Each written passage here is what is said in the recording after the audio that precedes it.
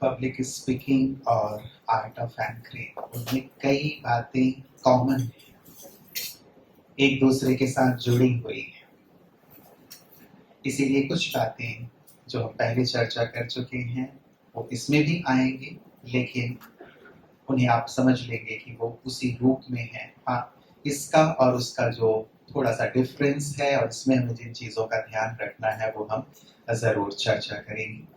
Basic बातों की ही चर्चा हो रही है। आप प्रैक्टिकल यदि और सेशन करेंगे आप खुद के साथ कीजिएगा, क्योंकि ये करना बहुत ज़रूरी है। तो प्रैक्टिकल करने से और ज़्यादा उसमें आनंद आता है। एंकरिंग एक ऐसा पार्ट है जिसमें हमें सबको बांध के रखना होता है। जैसे स्पीकिंग में भी, स्पीच में भी आपकी शुरुआत बहुत सुंदर शानदार हो, वैसे ही यहाँ भी एक शानदार शुरुआत आपको लेनी होती है ताकि आप सबको पकड़ सके। इसमें आप कविता से कर सकते हैं, 4 लाइनों से कर सकते हैं। जैसे आप आए हैं यहाँ, ये हमारा सौभाग्य है। आप आए हैं यहाँ, ये हमारा सौभाग्य है। स्वागत करता हूँ आप सबका, आज मंगलवार है। आप सभी का स्वागत हृदय से बारंबार है, बारंबार है, बारंबार है। ताली भले मत बजाएं, खा रहे हैं आप। और मैंने कहा इससे अच्छी ट्रेनिंग और क्या होगी। घर में हम बैठे हैं और खेल खेल में सब चीजों को सीख रहे हैं, ठीक है। तो एक प्यारी शुरुआत और बांधने के लिए आप बीच में कई चीजें यूज कर सकते हैं इसमें, और बहुत सारी एक्टिविटीज और बातें हैं वो मैं शेयर करूंगा नंदा दीदी के साथ बाद में। वो आपके पास भी वो पहुंच जाएंगी, आप उन्हें जरूर यूज करें और ऐसी चीजें जो लोगों को बांधने वाली हैं अपने पास जरूर रखें। कई बार क्योंकि जब प्रोग्राम शुरू होने वाला होता है, कुछ वक्त होता है, आप उस समय को लोगों को एंगेज करने में या फिर साथ ही एक दूसरे के साथ इंट्रोड्यूस करने में लगा सकते हैं। और उसका एक सुंदर तरीका ये है, कई तरीके हैं, उनमें से एक तरीका ये कि आपके नाम का जो पहला लेटर है, पहला अल्फाबेट है, उससे जुड़ा हुआ कोई एक वैल्यू आप याद करो। और जब आप अपना परिचय अपने बगल वाले को दो, आपको एक दूसरे के साथ परिचय बढ़ाना है क्योंकि नई गैदरिंग होती है, तो आप अपने बगल वाले को अपना परिचय देंगे अपने नाम के साथ एक वैल्यू जोड़कर, ठीक है। फॉर एग्जाम्पल, मेरा नाम रुपेश है, तो मैं अपना परिचय क्या दूंगा? आई एम रॉयल रुपेश या आई एम रिस्पॉन्सिबल रुपेश, ठीक है। वैसे ही जैसे उषा दीदी परिचय देगी तो यू से जो वैल्यू है, दीदी उस वैल्यू का अपने नाम के सामने ऐड करेंगे, ठीक है। ऐसा भाविका बहन आप परिचय देंगे, आप बी से कोई वैल्यू ऐड करेंगे, ठीक है। क्लियर है ना? तो आप ऑडियंस को ये कन्वे करें और उन्हें कहें कि चलिए आप अपने नाम के आगे एक ऐड करके वैल्यू अपना परिचय बगल वाले को दें। चलिए खाते खाते ये कर सकते हैं। इंट्रोड्यूस कीजिए एक दूसरे को, अपना इंट्रोडक्शन दीजिए। हाँ जी, I am noble Nandini. Very good, वो आपने मुझे ही परिचय दे दिया, आपको बगल में भैया को दिया। I am noble Nandini. Nandini बहन ने अपना सुंदर सा परिचय दिया। वैसे आप एक दूसरे को परिचय दीजिए। खड़े होके भी आप बोलना चाहें तो एक दो बोल सकते हैं ताकि और क्लैरिटी आए दूसरे को। जी हाँ बहन। I am goal oriented Geeta बहन। I am goal oriented Geeta बहन। अरे वाह, क्या बात है, बहुत सुंदर। हाँ, तालियां बजा सकते हैं आप जो खा चुके हैं जी। और मैं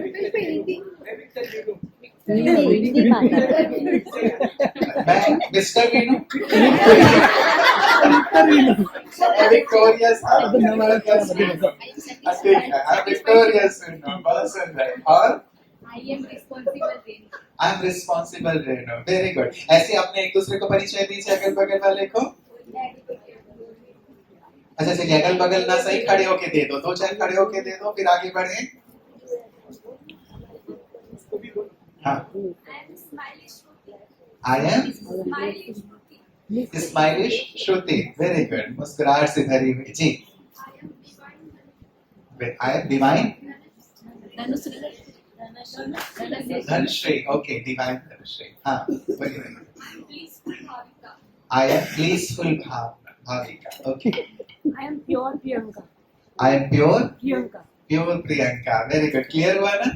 ऐसे एक दूसरे को जब ना इंट्रोड्यूस करते हैं बहुत अच्छा लगता है। आप 3-4 को यदि टाइम है, आप वहां पे उनको 5 मिनट 7 मिनट लगा दें और उनको बोलें कि इस पूरे ही या कॉन्फ्रेंस में आए हैं, सेमिनार में आए हैं, फुल डे आप किससे भी मिलेंगे, आप अपने परिचय में इस वैल्यू को ऐड करके अपना परिचय देंगे, तो वो लोगों को जैसे बहुत अच्छा लगता है और इन्वॉल्व हो जाते हैं। तो एंकरिंग एक ऐसी विधा जिसमें हम सामने वाले पूरे ही ऑडियंस को बांध कर रखते हैं और कार्यक्रम का बहुत ही कुशलता पूर्वक, सफलता पूर्वक लोगों को आनंद देते हुए कार्यक्रम का जो लक्ष्य है उसे कन्वे करते हुए आगे प्रोसीड करते हैं।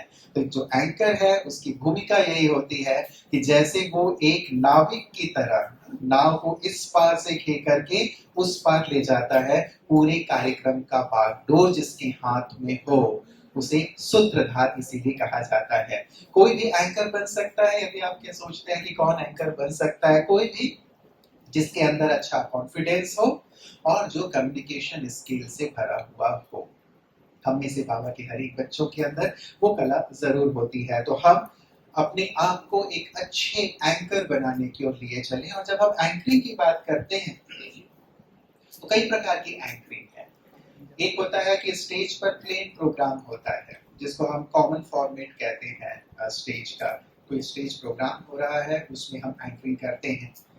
टॉक शो भी एक एंकरिंग का रूप है जिसमें 3-4 लोग बैठे हुए होते हैं और कोई विषय होता है। एंकर उस विषय की गहराई में लेकर के जाता है, प्रश्नों के माध्यम से अनुभव उनके लेते हुए, बातों को एक दूसरे से करते हुए लेकर के जाना, किसी विषय के कंक्लूजन या गहराई में पहुंचना, ये भी एक एंकर का काम होता है।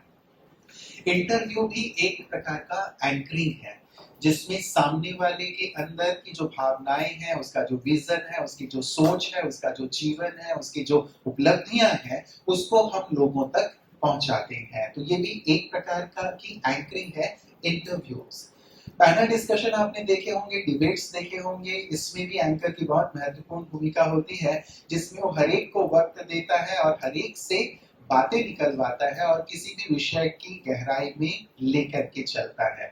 डिबेट का अलग अलग रूप भी होता है। हम भी यदि कभी रखते हैं, डिबेट्स रखें या डिस्कशन रखें, तो लक्ष्य यही होता है कि हम उस विषय की सुंदर स्पष्टता अपने श्रोताओं तक पहुंचाएं और लास्ट में जो सार है वो भी उन तक पहुंचाया जाए। मल्टी एंकर शोज भी आपने कई बार देखे होंगे जिसमें एक से ज्यादा एंकर्स होते हैं। तो यहाँ पे एंकर्स को ही फिर आपस में मिल करके सेट करना होता है कि कौन सी बातें आप पूछेंगे, कौन सी बात मैं पूछूंगी। ये भी एक सुंदर तरीका है। आपने देखा होगा कई बार हम लोग मधुबन में भी यूज करते हैं कि 2 एंकर होते हैं भाई बहन, और एक बार वो इंट्रोड्यूस भी करते हैं, कार्यक्रम को आगे बढ़ाते हैं। कई बार सेंटर में यदि नवीनता के तौर पे आप इसे करना चाहते हैं तो भी आप इसे कर सकते हैं। ये बहुत अच्छा लगता है, आजकल ये फैशन में है जिसमें मल्टी एंकर शो होते हैं जिसमें 2 लोग या 3 लोग भी हो सकते हैं किसी भी कार्यक्रम का संचालन करते हैं। यदि मैं बहुत अच्छा एंकर बनना चाहता हूँ, क्या करूं? मतलब जैसे हमने स्पीकर में देखे थे क्वालिटीज, वैसे एंकर्स की क्वालिटी भी मिलती जुलती है, लेकिन हाँ थोड़ा सा इसे हमने अलग रखा है। जैसे कंटिन्यूअस प्रैक्टिस वहां भी थी और यहाँ भी, लेकिन वहां की प्रैक्टिस आप सोलो रूप में करते हैं, आपके पास एक विषय होता है जिस विषय को आपको एलोबरेट करना होता है। यहाँ पे आपको प्रैक्टिस अलग रूप में करनी होती है कि जिसमें कि कार्यक्रम की शुरुआत से लेकर अंत तक आपको कैसे लोगों को बांध के रखना है, कब कब कहाँ कहाँ क्या क्या चीजें यूज करनी है, शुरुआत करनी है तो कहाँ से करनी है, दीप प्रज्वलन हो रहा है तो आप किन शब्दों का प्रयोग करेंगे, कौन सी आपके पास सुंदर 4 लाइनें हैं, किसी को इंट्रोड्यूस करना है तो कौन सी बातें आप यूज करेंगे, एंड करना है तो आप क्या करेंगे, कहीं गैप है उस गैप को आप कैसे फिलर दे करके भरेंगे। ये सारी चीजें प्रैक्टिस से आती हैं। तो आप खुद ही जैसे वहां पे आप भाषण की प्रैक्टिस कर रहे थे, वैसे यहाँ पे भी आप सुंदर इसकी प्रैक्टिस कर लें और कुछ वर्ड्स अपने पास सुंदर सुंदर रखें। ठीक है ना? जैसे किसी को इंट्रोड्यूस करना है, उसके लिए आपके पास 2-2 4-4 लाइनें हो, बहुत अच्छा रहता है। उनका इंट्रोडक्शन तो दे ही आप, लेकिन उसके सामने यदि 2 लाइनें आप बोल देते हैं नहीं तो वो बहुत अच्छा लगता है कि संसार में हजारों लोग हैं, लेकिन उन हजारों लोगों में से आप एक विशेष ऐसे रत्न है जो आज हमारे बीच पधारे हैं, जो अमूल्य है, ईश्वरीय रत्न है। आदि अच्छे शब्दों का इस्तेमाल हम उनके लिए करें, उनको भी बहुत अच्छा लगता है। यानी कि संसार में तो बहुत लोग हैं, लेकिन आप उन सब में खास हैं। कुछ ऐसे वर्ड्स हम उनके लिए यूज कर सकते हैं। अच्छा, स्टडी सक्सेस है कि जितना ज़्यादा हम अच्छी जो वक्ता हैं या अच्छे जो प्रेजेंटर्स हैं उनकी जीवन को देखें या उनके प्रेजेंटेशन स्टाइल को देखें तो भी हम उनसे सीख सकते हैं कि वो किस प्रकार से प्रेजेंट करते हैं। कई बार कुछ जो वो होते हैं मंच संचालक होते हैं, वो मंच पर आकर सीधे बोलना शुरू नहीं करते, बैक स्टेज से बोलते हुए आते हैं। बैक स्टेज से ही कार्यक्रम की रूपरेखा बताते बताते बताते फिर मंच पर आते हैं, और उसके बाद फिर ताकि लोगों को लगता है कि आवाज कहाँ से आ रही है, तो वहां से वो शुरुआत करते हैं। आप सभी का बहुत बहुत हृदय से स्वागत है, अभिनंदन है। तो एक होता है कि सामने आके कोई बोले तो वो दिखाई देता है, लेकिन बैक स्टेज से यदि कुछ एक बुलंद आवाज में कोई आपका अभिनंदन कर रहा है तो लगता है आवाज कहाँ से आ रही है और कौन बोल रहा है। आप यहाँ से भी एक स्टार्ट ले सकते हैं। तो ऐसे कुछ लोगों को देख के भी हम सीख सकते हैं कि कैसे स्टार्टिंग ली जाए। अच्छा, जो इसमें भी भाषण की बात हो या इसमें भी हो, हम अपने आप को कंटिन्यूअसली इम्प्रूव करते रहें। जहाँ कहीं भी हमसे लगता है कि यहाँ चीजें बारीकियां और आ सकती हैं हमारे प्रेजेंटेशन में या फिर हमारी एंकरिंग में, उन चीजों को हम ऐड जरूर करते चलें। अब इस बात का हमें बहुत ज्यादा ध्यान रखना होता है इसमें कि जब कभी भी हम अपने आप को स्टेज पर लेके आते हैं, तो जैसे दीदी कह रही थी कि बहुत ज्यादा उसमें हमारी तरफ से विस्तार ना हो। हमारा काम होता है कि कार्यक्रम को समय पर उन वक्ताओं के साथ जो हमारे यहाँ आए हुए हैं उन सभी को साथ लेते हुए समय पर अपने कार्यक्रम को संपन्न करें, और ऐसा भी न लगे कि हम बिल्कुल जंप करते चले जा रहे हैं, एक दूसरे से हम जोड़ नहीं पा रहे हैं, ये चीज ना हो। एक ने जो बात कही उनसे बहुत सुंदर एक दो बातें लेकर के आप तुरंत ही दूसरे स्पीकर को इनवाइट करें। तो एक बहुत अच्छा लय तैयार करना एक एंकर का काम होता है।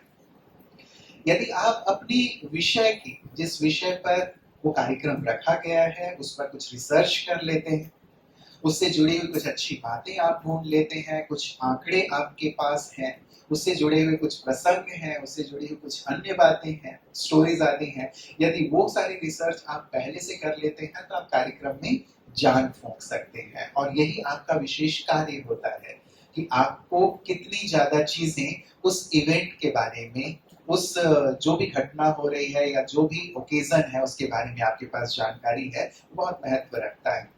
और साथ ही आपकी जो डिलीवरी हो, आपकी जो प्रस्तुति आप दे रहे हैं वो बहुत ही एनर्जेटिक हो, उत्साह से भरा हुआ हो। आपके अंदर का उत्साह ही, जैसे कहा, औरों तक उत्साह पैदा करता है, इसीलिए उनको उत्साहित रखना ये हमारा कार्य है। इसीलिए बीच बीच में तालियों के लिए भी आपके पास दो दो लाइन जरूर रहे, है ना, कि तालियों का महत्व क्या है। हम लोग सुनाते हैं ना, बहुत सारी बातें तालियों के लिए सुनाते हैं कि भाई तालियां बजाएंगे तो तालियों पे अभी तक गवर्नमेंट ने टैक्स नहीं लगाया है। इससे पहले कि गवर्नमेंट टैक्स लगा दे, आप दिल खोल के तालियां बजा लीजिए। तो कुछ ऐसी बातें जो चीजें लोगों को लगता है कि हाँ, अभी लिए हमारी तालियों की आवश्यकता है और ये सभा में एक जान भर देता है, तो हम वो चीज जरूर करें। और साथ ही एक ऐसा हो हमारा व्यक्तित्व या हमारी वाणी या फिर हमारा फ्लो कि सामने से ही लोग उस चीज को समझ जाएं और अपने आप को जैसे उसमें इन्वॉल्व करें। तो हमारी जो डिलीवरी है वो बहुत बहुत इम्पोर्टेंट है। लेकिन एक खास चीज कि जहां तक हम डिलीवरी के लिए अपने आप को तैयार कर रहे हैं, अपनी प्रस्तुति के लिए तैयार कर रहे हैं, और ये सारी चीजें जो हम मंच पर करते हैं, उसके लिए पहले से जो प्रिपरेशन है वो बहुत बहुत आवश्यक होती है। नंदी बहन जी भी आपको ये सारी चीजें रखेंगी, लेकिन साथ साथ जो चीजें मेरे ध्यान में है वो मैं आपके सामने रख रहा हूँ। स्क्रिप्टिंग जो है ना वो आप खुद करें। जो भी प्रोग्राम आप संचालन करने जा रहे हैं, यदि आप उसकी स्क्रिप्टिंग खुद करते हैं तो आप बहुत कॉन्फिडेंट रहते हैं और आपको पता रहता है कि कौन सी चीज को आपको कहाँ यूज करना है। और मोटी मोटी चीजें, जैसे मैंने कहा, हमारे यहाँ जो प्रोग्राम होते हैं उसमें हमें पता ही होता है, ठीक है ना। जैसे शुरुआत करनी है तो ये हमारी जो भी हमारी बहनें आएंगी तो तिलक देंगी, गुलदस्ते हमें देंगी, राइट, वो हमारा है ही। दीप प्रज्वलन होगा, साथ ही एक एक जो स्पीकर है उनको हमें जैसे इनवाइट करना है, अच्छा उनको शॉल आदि भी दी जाएगी। ये सारी जो चीजें होनी, उसके लिए हम कुछ अच्छे शब्द अपने पास तैयार रखें। कुछ अच्छी छोटी छोटी पंक्तियां अपने पास तैयार रखें, ताकि उस दरमियान जो भी चीज हो रही है उसके लिए हम सामने वालों को इन्वॉल्व कर सकें और सामने वालों की तालियों की गड़गड़ाहट भी करवा सकें। तो ऐसे शब्द हमारे पास हों, तो इसके लिए स्क्रिप्टिंग बहुत इंपॉर्टेंट है। तो ये जो स्क्रिप्टिंग आप करेंगे, जो हमारे पास टाइमिंग है 1 आवर का है, 2 आवर का है, उसके अनुसार आप टाइम देखते हुए अपनी स्क्रिप्टिंग करें, ताकि वो बहुत ज्यादा भी ना हो। आप थोड़ी बहुत ज्यादा चीजें अपने पास रखें, ताकि फिलर के तौर पे आप उसे यूज कर सकें। अपने वर्ड्स जैसे हमने वहां देखा था, यहाँ पे भी हमें बहुत अच्छे वर्ड्स चुन करके रखने हैं, क्योंकि शब्दों का ही बड़ा महत्व होता है। जब कभी आप मंच पर हैं तो थीम के अनुसार आप अपनी स्क्रिप्टिंग करें। जिस प्रकार की थीम है उसके अनुसार, कई बार किसी का समारोह होता है, आप जानते हैं भाई सम्मान समारोह है, उसके अलग होंगे भाव। कभी समर्पण समारोह है, उसका अलग भाव होगा। कभी कोई ओकेजन और भी है, हमारे यहाँ त्योहार का है या फिर एजुकेशन विंग का प्रोग्राम है, मीडिया का है, उनके अनुसार, थीम के अनुसार और जो विषय रखा गया है उसके अनुसार हम अपनी स्क्रिप्टिंग करें। क्लियर हो और साथ ही एक ऐसी जोड़बंदी हो जिसमें एक के बाद दूसरी चीज जुड़ी हुई है, ये चीज लगनी चाहिए। कोई भी चीज बिखरी हुई, कोई भी चीज टूटी हुई ऐसी प्रतीत ना हो, ताकि हमारे जो श्रोता हैं वो जुड़े रहें। इसीलिए अपने ऑडियंस को जानना और समझना बहुत बहुत आवश्यक है कि हमारा ऑडियंस है कौन।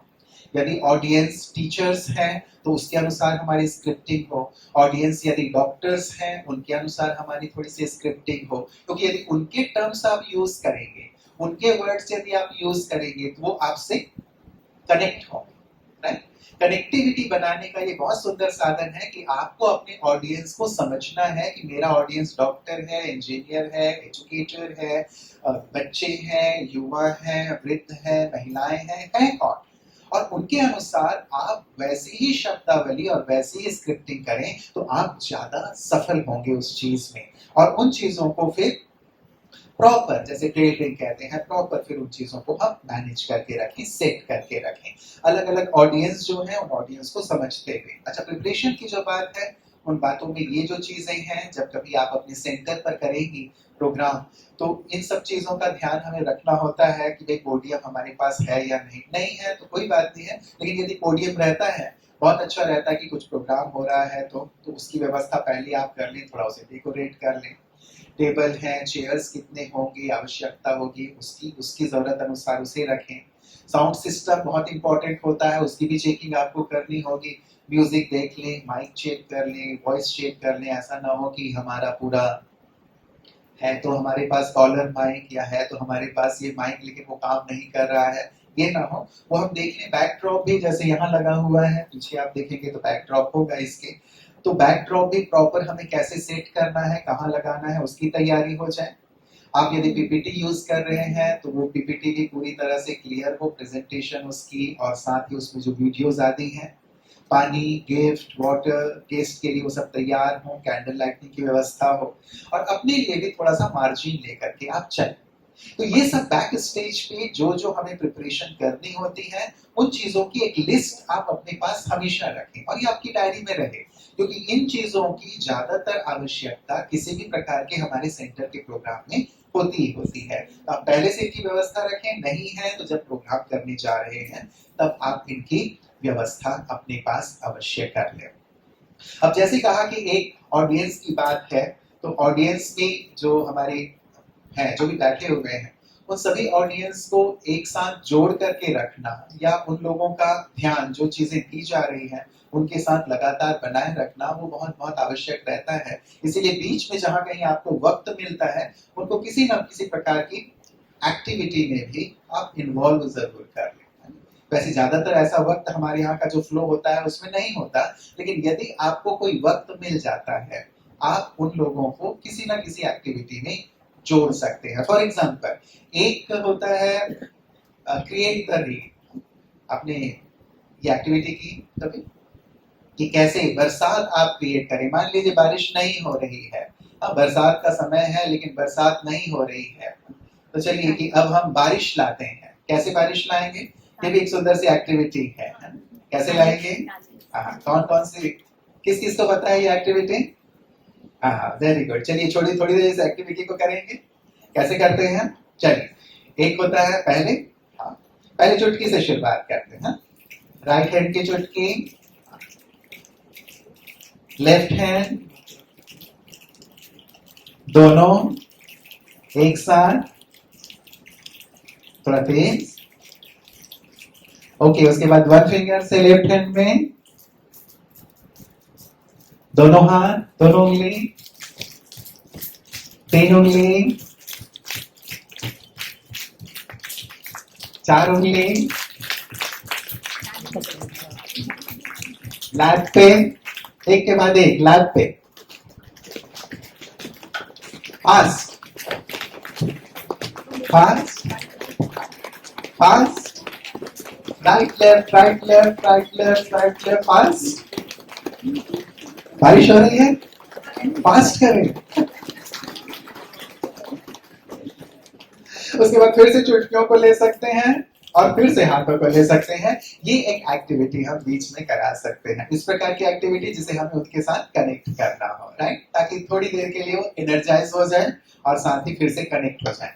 ओके, तो हम फिर आते हैं इसमें प्रेजेंटेशन रिलेटेड जो एस्पेक्ट है जो आप लोगों को देने जा रहे हैं, उनमें से एक चीज, आपके पास जितनी अच्छी नॉलेज हो उस फील्ड की जिस पे आप चर्चा कर रहे हैं या फिर और अलग अलग फील्ड्स की, तो आप कहीं ज्यादा अच्छी तरह से अपनी बातों को रख पाते हैं। इसीलिए स्टडी, जैसे हमने पहले एक बार देखा अपने जो अच्छे स्पीकर बनने वालों की क्वालिटी में, हमारी जो एक स्टडी है, अध्ययन है, वो सतत हमें बना करके रखनी है। अलग अलग क्षेत्रों की थोड़ी जानकारी हमारे पास अवश्य हो, ताकि हम उन लोगों के साथ अपने आप को कनेक्ट कर सकें। स्पेशली जिन लोगों के प्रोग्राम हमारे यहाँ रेगुलर होते रहते हैं, चाहे वो मेडिकल विंग से जुड़े हुए हैं, चाहे वो एजुकेशन से जुड़े हुए हैं, चाहे वो मीडिया से जुड़े हुए हैं, चाहे कल्चरल विंग से जुड़े हुए हैं, उनसे यदि थोड़ी थोड़ी जानकारी हमारे पास रहती है, उनका अच्छा एक अध्ययन रहता है, तो हम उन लोगों के साथ अपने आप को कनेक्ट कर पाते हैं। अच्छा, एक एंकर में मल्टीटास्किंग ये भी एक विशेष गुण होना चाहिए, क्योंकि कई बार ये होता है कि चीजें तैयार नहीं होती। जैसे दीदी कह रही थी ना कि भाई हाँ अब तिलक दिया जाएगा, लेकिन वो तिलक वाले आते ही नहीं, या फिर अब हाँ आपको गुलदस्ते से आपका स्वागत किया जाएगा, लेकिन गुलदस्ता बना ही नहीं हुआ होता और मंच संचालक जो है वो बोल देता है यहाँ गुलदस्तों से हमारे अतिथियों का स्वागत होगा। अब वो अतिथि भी इंतजार कर रहे होते हैं कि कब गुलदस्ता आएगा। और हमारी दीदी भी आएंगे, हम तालियों से दीदी का अभिनंदन करें। बहुत बहुत स्वागत दीदी। तो इसीलिए एक एंकर को मल्टीटास्किंग होना जरूरी है। पहले ही आप देख लें कि जो आपका एजेंडा बना हुआ है, आपका जो शेड्यूल बना हुआ है कि भाई इसमें क्या क्या दिया जाएगा, तिलक दिया जाएगा, हार दिया जाएगा, गुलदस्ते दिए जाएंगे, वो सब है या नहीं। पहले ये चीज जरूर चेक कर लें, क्योंकि मंच पे यदि आप अनाउंस कर देते हैं और उसके बाद वो चीज नहीं आती है तो थोड़ा सा ऑड फील होता है। इसीलिए हम हमारे कार्यक्रम को, हमारे घर के, बाबा के घर के कार्यक्रम को बहुत व्यवस्थित और सुचारू रूप से यदि हमें चलाना है, तो हम उन सब चीजों को पहले ही ऑर्गेनाइज कर लें, ठीक है। और जब एक भाषण कर रहा है तो उसके बाद जो आपका आने वाला है क्रम में, दीप प्रज्वलन अब आने वाला है, तो आप पहले जाके देख लें कि दीपक तैयार है या नहीं है, कैंडल सारी तैयार है या नहीं है, उनको बोल के आ जाए, इंस्ट्रक्शन दे के आ जाए। तो एक मल्टीटास्किंग होना बहुत जरूरी है। साथ साथ यहाँ पे भी आपको मंच को देखना है और बैक स्टेज भी चीजों को देख करके चलाना है, ताकि सभी चीजें समय पे चले। कमांड ओवर लैंग्वेज, इसकी हम बात कर चुके हैं कि जितना अच्छा आपका अपनी लैंग्वेज के ऊपर कमांड होगा, उतना ही अच्छा इफेक्ट सामने वालों के ऊपर होता है। इसीलिए भाषा पर भी और अपने जो एक शब्दावली है उसको हम बढ़ाएं। एक ही प्रकार के शब्दों का इस्तेमाल ना हो, अलग अलग शब्दों का इस्तेमाल होता है तो भी बहुत अच्छा लगता है। कुछ और भी गहरे शब्दों का इस्तेमाल करते हैं तो भी बहुत अच्छा लगता है ना। तो इसीलिए हम, जैसे गुलदस्ता है, गुलदस्ता को भी अलग अलग की, हाँ ये पुष्प गुच्छ आ रहे हैं अब आपके पास, है ना, जिसमें बहुत सुंदर, जैसे ये पुष्प हमें खुशबू देते हैं, वैसे ही आपका जीवन भी खुशबुओं से भर जाए, ऐसी हमारी दिल की कामनाएं हैं। तो ऐसे कुछ सुंदर शब्द और साथ ही अपनी लैंग्वेज पे हमारा सुंदर कमांड, वो चीज सामने वालों पर बहुत ध्यान खिंचवाता है। ड्रेसिंग सेंस के बारे में हमारी बात हो चुकी है, ड्रेस हमारा कैसा हो और वो भी हमने देखा है।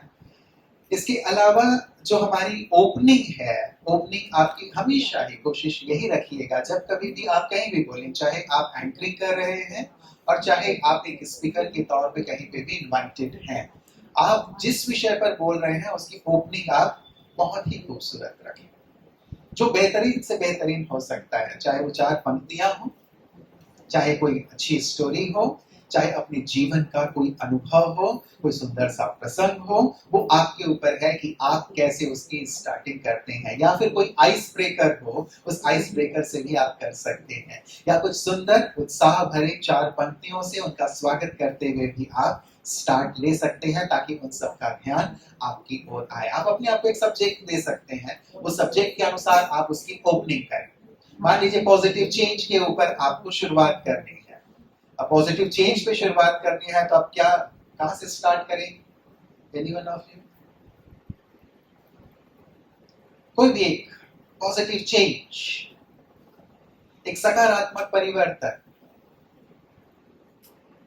क्या हो सकता है?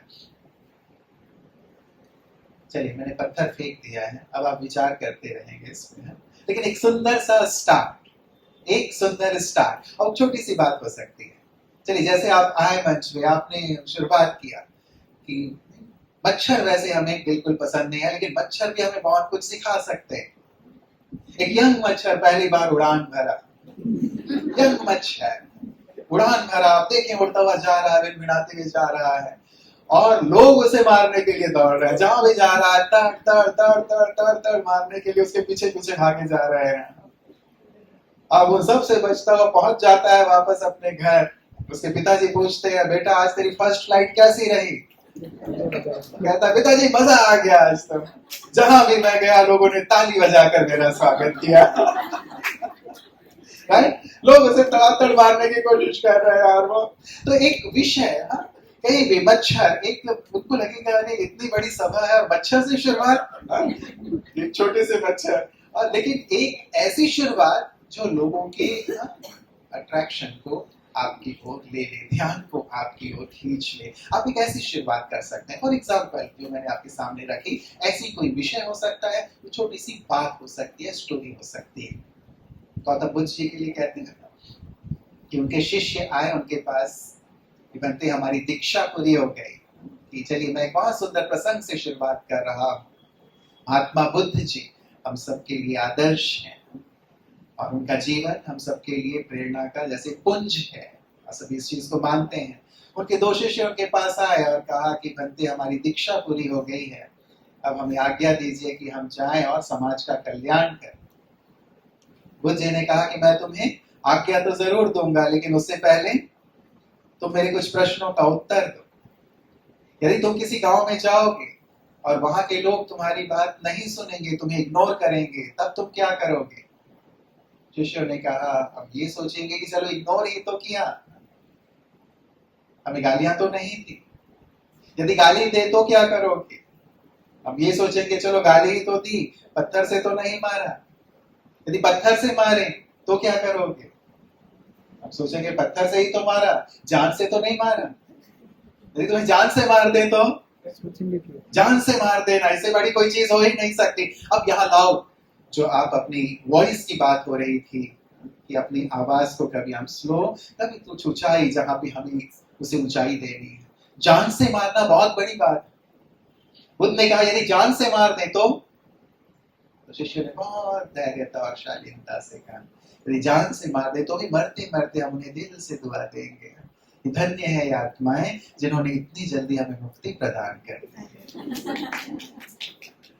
पॉजिटिव थिंकिंग, यदि विषय मेरा ये है, मेरा एक स्टार्ट ये हो सकता है, चाहे मैं एक स्पीकर के रूप में हूं या चाहे यहाँ पे मैं एक स्टेज कोऑर्डिनेटर के तौर पे हूं। विषय वहां स्पष्ट हो जाता है, उसके बाद आप अपने सब्जेक्ट को, अपनी बातों को आगे ले सकते हैं और अपने जो भी हमारे स्पीकर्स हैं उन्हें इनवाइट कर सकते हैं। अच्छा, स्मूथ ट्रांजिशन बहुत जरूरी होता है। एक वक्ता ने बोला, उसके बाद हम बहुत स्मूथली उनकी किसी बात को लेकर के दूसरे वक्ता की ओर चले, उनकी बात को लेकर तीसरे वक्ता के पास चले। और जरूरी नहीं होता है क्योंकि सारी की सारी बातें हम रिवाइज करते हैं ना, कि इन्होंने ये कहा, कईयों को देखा होगा आपने कि आपने ये कहा, ये कहा, ये कहा, हाँ, उन्होंने कहा वो हमने सुन लिया, अब आप उसको रिपीट मत करो। आप उसका जिस्ट लेकर के आप उसी से जुड़ी हुई कोई और सुंदर सी बात जोड़ सकते हैं, कह सकते हैं, तो वो कहें और उसके बाद अगले वक्ता की ओर चलें। आपका काम है जैसे एक सुंदर जोड़ना, एक के बाद दूसरे को जोड़ना, दूसरे के बाद तीसरे को जोड़ना, आपका काम ये है। तो वहां आप पूरा विस्तार ना देकर के उसका सार लेते हुए फिर आगे चले ताकि सबको प्रॉपर वर्क मिले। अच्छा, वॉइस मॉड्यूलेशन की बात हमारी हो गई है, इस पे आप ये ध्यान जरूर दें। लैंग्वेज, बॉडी लैंग्वेज के साथ एक नॉन वर्बल कम्युनिकेशन की जो बात आती है उस पर भी हम सबने चर्चा की है कि हम कैसे अपनी आंखों के द्वारा, अपनी चलन चेहरे जो बाबा कहते हैं उसके माध्यम से अपने सुंदर वाइब्रेशन लोगों तक पहुंचाएं।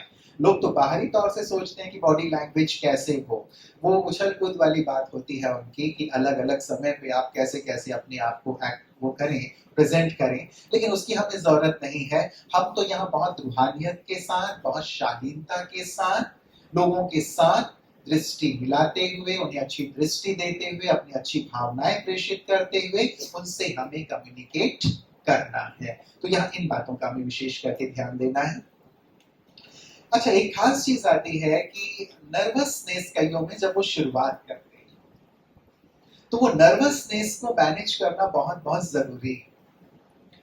एक होता है कि यदि आप पूरी तरह से प्रिपेयर्ड हैं तो ये नर्वसनेस आपके पास नहीं आती, लेकिन यदि आप नहीं हैं तैयार तो जरूर ये कहीं ना कहीं ये थोड़ी सी चीज आ जाती है।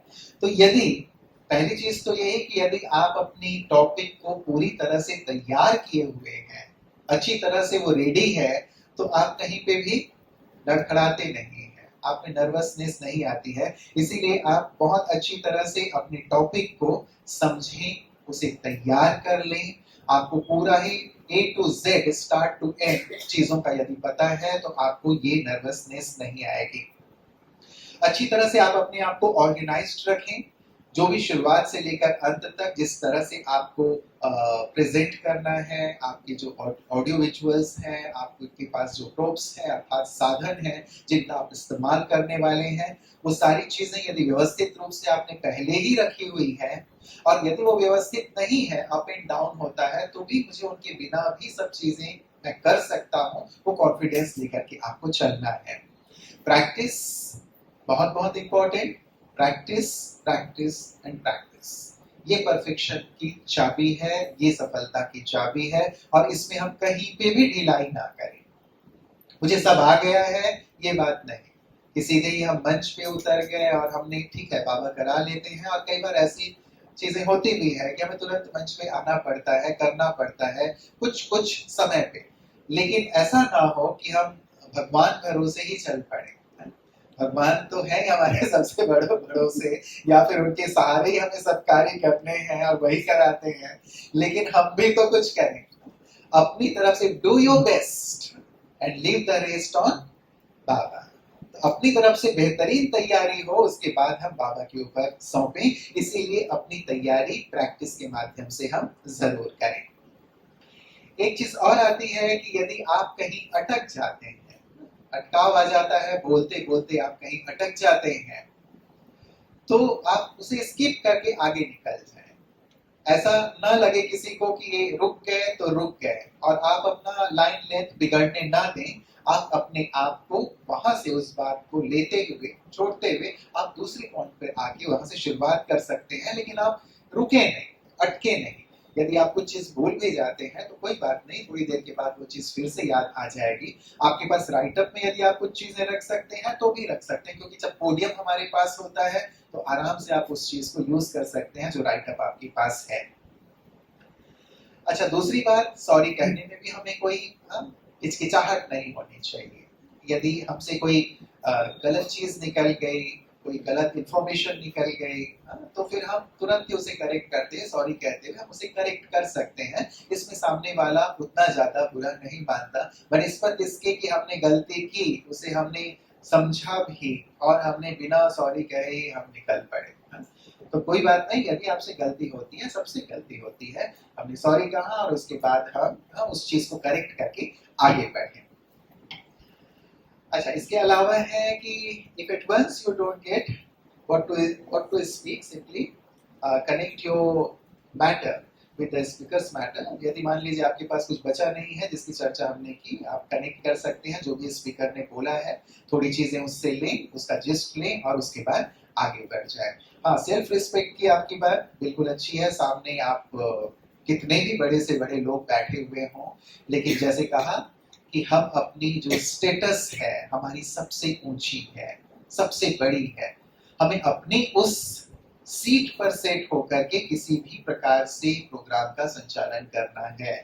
हम ये ना सोचें कि लोग बहुत बड़े बड़े हैं, बहुत बड़े बड़े स्कॉलर्स हैं, नहीं, हमसे बड़ा कोई है हमसे बड़ा कोई? ये स्वमान हमेशा हमारे जेहन में रहना चाहिए। एक बार कहीं मैं गया था और किसी का एक प्रश्न आया कि आप इतने बड़े बड़े लोगों का इंटरव्यू लेते हैं, आपको डर नहीं लगता? तो बड़े बड़े लोग ही आते हैं, तो बड़े बड़े लोगों का इंटरव्यू लेते हैं, आपको डर नहीं लगता? तो सिंपली मैंने सोचा नहीं था, लेकिन एक बात अंदर से निकली कि हमसे बड़े थोड़ी हैं, कोई भी आता है हमसे बड़े थोड़ी हैं। एक सुंदर स्वमान है हम सबका कि हमसे बड़ा कोई नहीं है। तो हम बड़े से बड़े बाबा के बच्चे हैं, बड़े बच्चे हैं। यदि इस सुंदर स्मृति में और स्थिति में रह करके हम कोई कार्य करते हैं, स्टेज पर हैं, कोऑर्डिनेट कर रहे हैं, तो फिर हिचकिचाहट की कोई बात नहीं होगी, चाहे कोई भी हमारे सामने हो। अच्छा, मान लीजिए कोई बात आपको नहीं आती है और सामने से कोई प्रश्न पूछ लिया गया है आपसे, तो आप, ठीक है, इसका भी जवाब आपको जरूर मिलेगा, वो बात आगे आ रही है, ऐसा कहते हुए आप आगे निकल जाएं। और ठीक है, तब तक आप उस विषय पे सोच सकते हैं या फिर किसी की मदद ले सकते हैं जब आपको वो बात कन्वे करनी है तो। लेकिन आप उसी समय उसका जवाब देने में न लग जाए। कई बार होता है कि कोई एक व्यक्ति खड़ा हो जाता है और वो व्यक्ति डिस्टर्ब कर देता है ना, पूरे ही जो क्रम चल रहा है उसको डिस्टर्ब कर देता है। बहुत ही पोलाइटली, बहुत ही हम्बली आप उनसे बात कर सकते हैं कि आपकी इस बात का जवाब आगे आ रहा है, आप तब तक शांति से बैठे, जरूर इसका जवाब आपको मिलेगा। तब तक हम उस चीज को कहीं ना कहीं अपने एंकरिंग में, अपनी बात में उसे शामिल करके उस बात को कन्वे कर सकते हैं। यदि नहीं आता है, बैक स्टेज आपके बड़े रहते हैं, ऑन स्टेज आपके बड़े रहते हैं, आप उनसे मदद ले सकते हैं। तो ये जो चैलेंजेस हैं जो आपके सामने आते हैं वो बड़े इंपॉर्टेंट से हैं। कई बार जो मंच संचालक है उसको तुरंत ही कोई चीज परिवर्तन कार्यक्रम में कर दिया जाता है कि भाई ये कार्य, ये व्यक्ति आ रहा है, ये व्यक्ति इतनी देर में पहुंचने वाला है, अब वो व्यक्ति पहुंच भी नहीं रहा है, नहीं? तो कार्यक्रम में इस प्रकार के चेंजेस कई बार होते हैं। उसके लिए आपको थोड़ा सा अपने आप को तैयार रखना पड़ेगा कि कोई परिवर्तन हो रहा है, उसको अडॉप्ट किया और उसके लिए अपने आप को तैयार करके कार्यक्रम के फ्लो में किसी प्रकार का व्यवधान ना आए, उसका सॉल्यूशन आपको खुद ही निकालना होगा। यदि कुछ ऊपर नीचे बात हो रही है उसे भी आपको ही कवर करना होता है ना? कई बार जो हमारे गेस्ट आते हैं वो गेस्ट भी इस बात को कह देते हैं, सब चीजें उन्होंने सुन ली हुई होती है, यहाँ तो कण कण में भगवान है, सचमुच परमात्मा सर्वव्यापी है। 3 दिनों में मैंने ऐसा अनुभव कर लिया। अब हमने 3 दिनों तक खूब अच्छा उनको पढ़ाया लिखाया है, अब उन्होंने सर्वव्यापी की बात मंच से कह दी। अब ठीक है, उनको काटना भी नहीं है, लेकिन बहुत प्यार से हमें एक थोड़ा सा ध्यान लोगों का कि हाँ, परमात्मा कण कण में नहीं है, वो कैसे हमें कन्वे करना है। अब ये भी हमारे लिए चैलेंज हो जाता है कि हम प्यार से उस बात को लोगों के जेहन में डालें कि वास्तव में तो वो सर्वव्यापी नहीं, लेकिन परे है, एक है और नाम रूप से न्यारा भी नहीं है। तो ऐसे चैलेंजेस भी कई बार हमारे सामने आ जाते हैं। अच्छा, हो कुछ भी, आपका चेहरा कैसा होना चाहिए? कैसा? हाँ, देखिए नंदी बहन बता रही है कैसा होना चाहिए, बताइए नंदी बहन। अपने दोनों हाथ रखिए, थोड़ा सा हाँ, मुस्कुराइए दोनों हाथ रख के, हाँ, हल्का सा, हाँ, स्माइल हमारे चेहरे पे होनी चाहिए।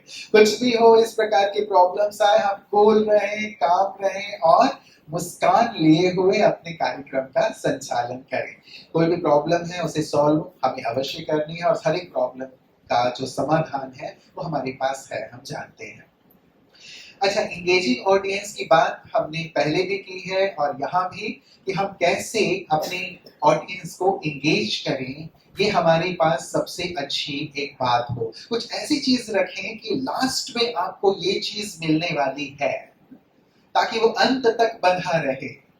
कोई चीज आप, ऐसा होता है ना टेम्पटेशन, हाँ, कि भाई अंत में आप कोई भी अपनी कुर्सी से हिलिएगा मत, अंत में आप कुछ ऐसी चीज यहाँ से आपको दी जाने वाली है जो चीज आपके पूरे जीवन को बदल के रख देगी। ठीक है, भले वो लास्ट वाले स्पीकर के लिए भले वो टेंशन हो जाए कि वैसे मैं कौन सी चीज देने वाला हूँ ये मुझे नहीं पता है, लेकिन वो आपके ऊपर है कि आपको बांध के रखने के लिए चीज देनी है। और यदि मान लीजिए वहां वो चीज नहीं आई, आप उनको कुछ ऐसा सार में निकाल के, है ना, सार में, कि आपके पूरे जीवन के लिए जो चीज काम में आने वाली है, जिसकी बात मैंने कही थी, वो है पीएचडी। आप यहाँ से पीएचडी होके जाने वाले हैं, ठीक है ना? राइट, आपने शुरू में बोल दीजिए, मान लीजिए कि हमारे स्पीकर्स तो देंगे ही, आप यहाँ से पीएचडी होके जाने वाले हैं। अब उनको लगे पीएचडी की डिग्री मिलने वाली है, कितनी बड़ी बात है हमारे लिए। और लास्ट में आप बताएं पीएचडी की डिग्री आप लेके जाएंगे, वो अब मैं आपको देने वाला हूँ। लास्ट तक जो बैठे हुए हैं बदे में, जो उठ के एक तो जा रहे हैं, वो पीएचडी की डिग्री मिस करने वाले हैं। पीएचडी क्या है? P, passion. एच, उनसे बुलवा भी, पी क्या? पी से क्या? पैशन। H hard work.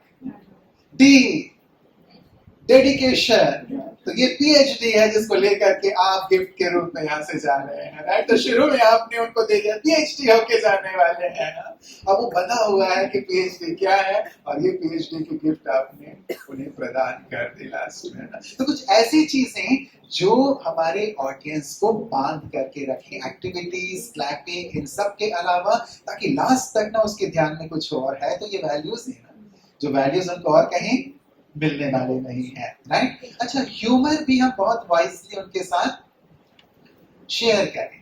कोई भी ऐसी हंसी की बात हो सकती है ना, हंसी की बात आपके पास जो विषय से जुड़ा हुआ हो और उस क्रम से जा रहा हो। मान लीजिए एजुकेटर्स आपके बीच आए हुए हैं, एजुकेटर्स आए हुए हैं, उनके लिए हमारे पास क्या, कि भाई हमारे यहाँ शास्त्रों में ये कहा जाता था, काग चेष्टा बको ध्यानम श्वान निद्रा तथैर्च अल्पहारी गृह त्यागी विद्यार्थी पंच लक्षण।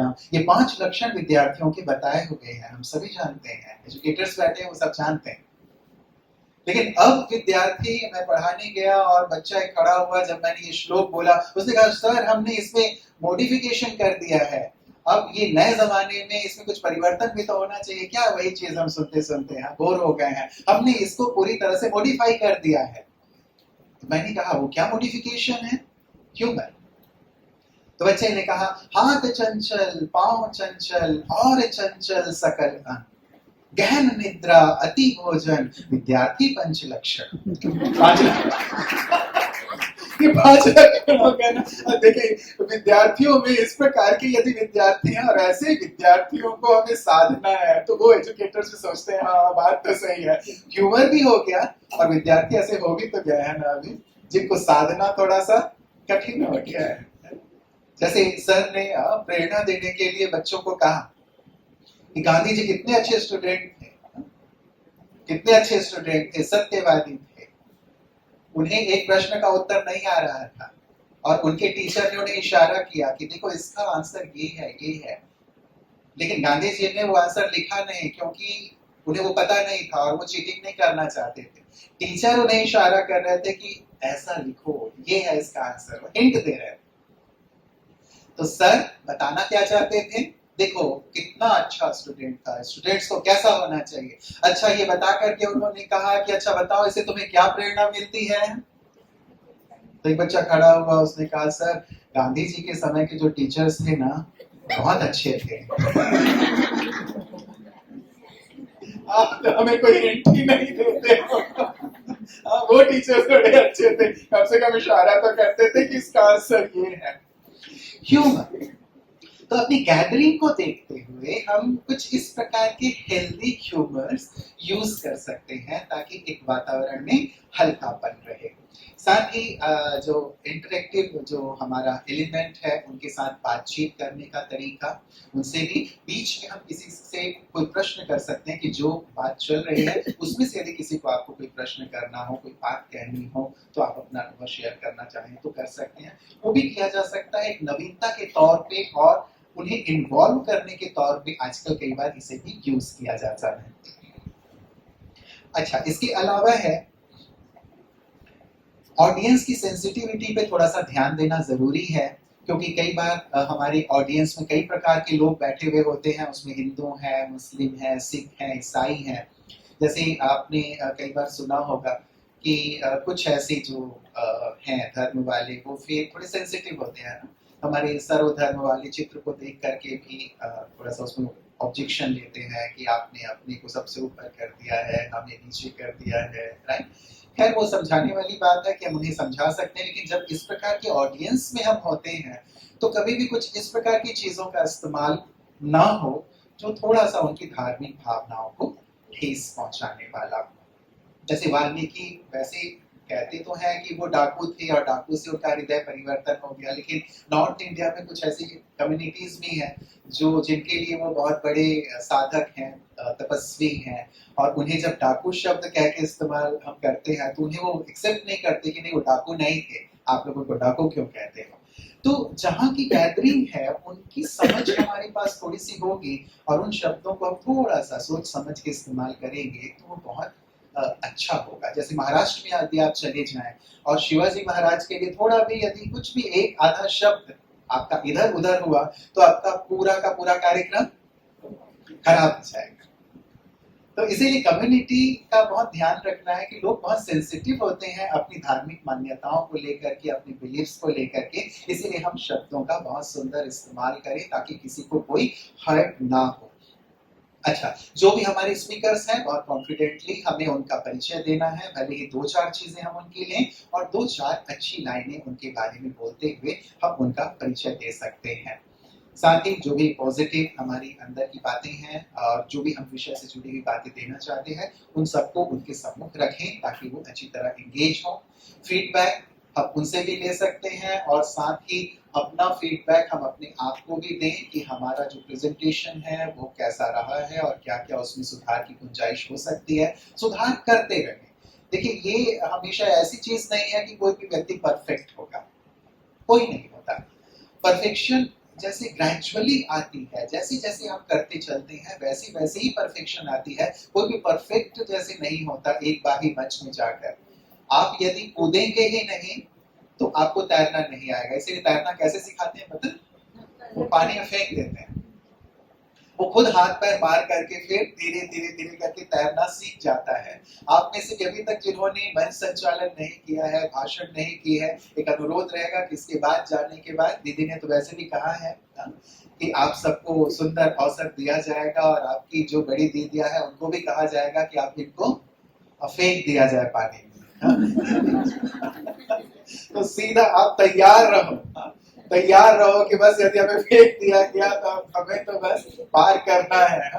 ऐसा ना हो कि आप उसे ढूंढने लगे जिसने आपको धक्का दिया। वो कहती है कि किसी ने धक्का दे दिया, हाथ पैर मार के उधर तो निकल गया, लेकिन फिर बाद में ढूंढने लगा कि किसने धक्का मारा था, ये बताओ मुझे। तो धक्का जो मारता है वो आपका गुरु है, शुभ चिंतक है, ताकि आप सीख जाएं। तो फीडबैक लेते रहें जब जब आप प्रोग्राम करें तो। और साथ ही लास्ट में यही बात कि जो भी बातें सारी ही जिस्ट फॉर्म में आई हैं, जिन्होंने जो अच्छी बातें कही हैं, आप उन अच्छी बातों को एक बार क्रम से सबके सामने रख दो कि आज की जो हमारी बातें हुई, हमारे अनुभवी वक्ताओं ने, विद्वान वक्ताओं ने जो भी आज के विषय पे बातें कही हैं, उसका जिस्ट, उसका सार ये है। आप उसे सार रूप में रखते हुए उसी से जुड़ी हुई कोई अच्छी बात, कोई अच्छा कोटेशन यदि देते हुए आप यदि समाप्त करते हैं तो बहुत अच्छी बात होगी। मान लीजिए संबंधों की बात है, संबंधों की मधुरता की बात चल रही है, आप एक सुंदर सी बात कहते हुए एंड कर सकते हैं कि रिश्ते मोतियों की तरह होते हैं, यदि टूट कर गिर भी जाएं तो उन्हें हमें बटोर लेना चाहिए। और रिश्तों के लिए भी बात, यदि आप रिश्तों को हमेशा ही सुंदर और मधुर बनाए रखना चाहते हैं, 3 A's पर ध्यान दें। जैसे मैंने कहा ना कि हमेशा कुछ ऐसी चीजें रखें अपने पास ताकि लोगों का ध्यान बार बार आप खींच लें। आप उसे एसेंस के रूप में दे सकते हैं जब आप रिलेशनशिप की बात हो रही है तब, और या फिर इन बिटवीन जब चर्चा हो रही है उस बीच में भी दे सकते हैं। 3A कौन से? रिलेशनशिप के लिए अलग अलग चीजों में अलग अलग चीजें आप निकाल के रखो। कीवर्ड्स हमेशा अपने पास रखो, ये बहुत मदद करता है और लोगों को अट्रैक्ट भी करता है। 3A's कौन से हो सकते हैं? ए, एक्सेप्ट करें, जो भी है जैसे भी है एक्सेप्ट करें। जैसे बाबा कहते हैं तुम जो हो जैसे हो मेरे हो, वैसे ही संबंधों में भी तुम जो हो जैसे हो मेरे हो। यदि ये एक्सेप्टेंस है तो वहां संबंध मधुर हो जाते हैं। अवॉइड करें, कोई भी उनकी कमी है कमजोरी है, यदि आप अवॉइड करते हैं तो संबंध अच्छे रहेंगे। उन्हें आप जैसे चांस दे रहे हैं सुधरने का, समय आए तब जरूर बोलें लेकिन उनकी बुराइयों को चित्त पे ना रखें। एंड थर्ड है अप्रिशिएट करें, छोटी छोटी चीजों को भी अप्रिशिएट करें। आज तुमने खाना बहुत अच्छा बनाया, हाँ ये चीज मुझे बहुत अच्छी लगी, ये तुमने जो किया बहुत अच्छा लगा, तुम्हारे अंदर ये क्वालिटी बहुत अच्छी। अब अप्रिशिएट नहीं करते, करते हैं दूसरे को? नहीं करते, करते हैं बुराइयां तुरंत कर देंगे, ये इसमें ये बुरे, तुम नहीं जानते इसको। अप्रिशिएट कर भी दिया तो फिर बाद में कहेंगे तुम नहीं जानते ये कैसा है या ये कैसी है। तुरंत हम उनकी जो कमियां हैं कमजोरियां हैं वो निकालने लगते हैं। अब इसको एक तरफ रखें ना, अप्रिशिएट करें। तो जब कभी रिलेशनशिप की बात हो रही है हम कुछ ऐसी सुंदर बात उनके सामने रख सकते हैं। जो भी विषय है एक प्रॉपर सुंदर शक्तिशाली एंडिंग पूरी ही जिस्ट देते हुए यदि आप करेंगे तो आपका जो ये सुंदर क्रम है एंकरिंग करने का ये पूरी तरह से सफल हो जाएगा। और बाकी पर्सनली हम जानते हैं अपने आप को बहुत अच्छी तरह से प्रिपेयर करना, ये तो है ही हमारा वो पार्ट, लेकिन बाबा के साथ जुड़ना, अपने आप को स्पिरिचुअल स्थिति में रखना, बाबा के साथ कंबाइंड होना, बाबा को सब कुछ सौंपना, कार्यक्रम से पहले, कार्यक्रम के बाद, कार्यक्रम के दरमियान भी। जैसे बाबा मेरे साथ हैं, बाबा एक तरफ, मम्मा दूसरी तरफ, पूरी एडवांस पार्टी मेरे साथ साथ और सब मेरे साथ खड़े हैं, मुझे शक्ति दे रहे हैं, सकाश दे रहे हैं और कार्यक्रम को बहुत स्मूथली लेकर के वो सभी चल रहे हैं। यदि ऐसी सुंदर भावना के साथ, ऐसी सुंदर अनुभूति के साथ हम बैठे हुए हैं तो सारा कार्य बिल्कुल सहज हो जाता है। और ये भी एक सुंदर स्मृति, कल्प कल्प हमने किया है, कल्प कल्प के हम विजयी हैं, पहली बार नहीं कर रहे हैं, अनगिनत बार हमने ये कार्यक्रम किया है, अभी भी कर रहे हैं। कल्प कल्प ये कार्यक्रम बहुत सफल रहा है, इस बार भी बहुत बहुत सफल होगा ही होगा क्योंकि बाबा मेरे साथ साथ है। तो ऐसी सुंदर अनुभूति के साथ, ऐसी सुंदर फीलिंग के साथ, ऐसी सुंदर मानसिक तैयारी के साथ यदि हम जाते हैं तो हमारा कार्यक्रम, चाहे हम एक स्पीकर के तौर पे जा रहे हैं चाहे फिर हम प्रोग्राम को कोऑर्डिनेट कर रहे हैं, उसमें पूरी तरह से सफल होते हैं। ठीक है, आपके कोई प्रश्न हो तो आप अपने प्रश्न रख सकते हैं। 5 मिनट हमारे पास है।